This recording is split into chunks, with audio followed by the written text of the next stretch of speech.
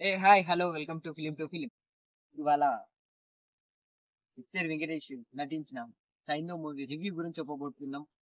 ఈ movie director హిట్‌తో start అయిన హిట్ల మీద హిట్లు కొడుతున్న శైలేష్ కొలాన్ సైంధవ్ మూవీలో ఫ్యామ్ ఎమోషనల్ గా స్టార్ట్ అయ్యి ఎంతో క్రైమ్ గా ఎంతో యాక్షన్ మూవీగా మిడిల్ కి వచ్చి మళ్ళీ తర్వాత ఎమోషనల్ గా ఎండ్ అయిపోతుంది. ఈ మూవీ మన ఫ్యామిలీ స్టార్ ని కొత్త కోణంలా చూపించిన డైరెక్టర్ శైలేష్.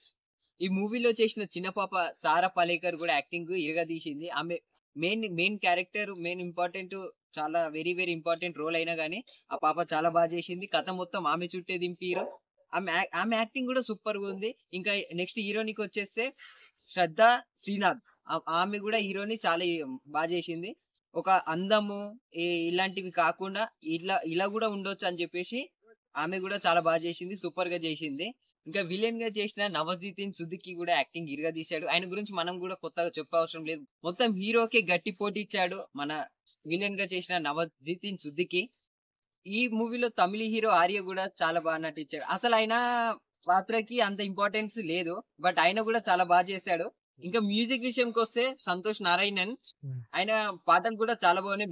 బ్యాక్గ్రౌండ్ మ్యూజిక్ కూడా చాలా బాగా చేశాడు. బీజిఎంస్ కూడా చాలా బాగున్నాయి. ఈ మూవీ ఇంకా టెక్నికల్ గా చాలా బాగుంది. ఇంకా ఈ మన ఫ్యామిలీ స్టార్ వెంకటేష్ ని ఇలా కొత్తగా చూపించడం చాలా కొత్తగా ఉంది. ఇది అందరికి నచ్చుతుందో నచ్చదో అది none of the matter. But ఇదైతే చాలా కొత్తగా ఉంది. చాలా ఆయనకు కూడా కొత్తగా ఉండొచ్చు.